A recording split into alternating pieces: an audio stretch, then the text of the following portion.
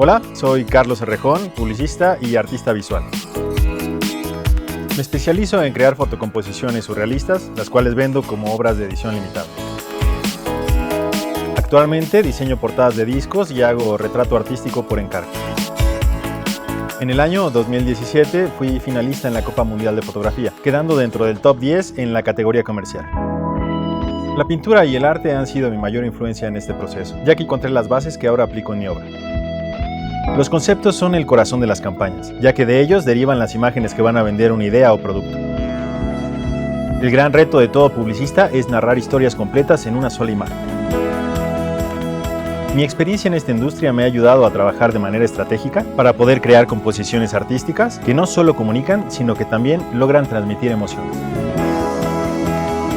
La fotocomposición me ha permitido aplicar todos los principios de pintura de una manera más controlada. Y gracias a esto he podido crear una gran cantidad de conceptos para mi obra artística y comercial. En este curso de Doméstica aprenderás un sistema efectivo para generar conceptos artísticos que aplicarás en un proyecto de fotocomposición.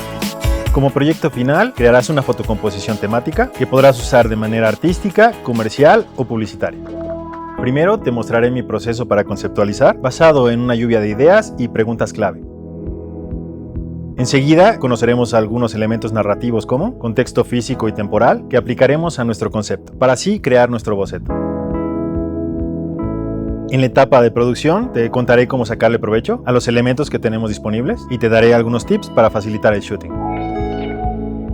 Ya con nuestras fotos listas, seleccionaremos las mejores y les daremos vida en postproducción.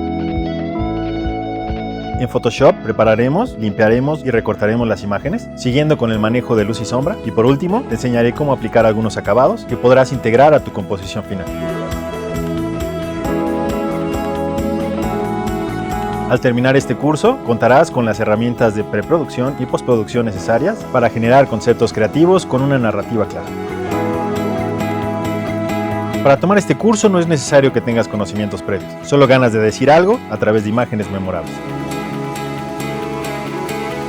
Este curso está dirigido a fotógrafos, directores de arte o a cualquier persona interesada en generar conceptos creativos que puedan traducirse en imágenes estéticas.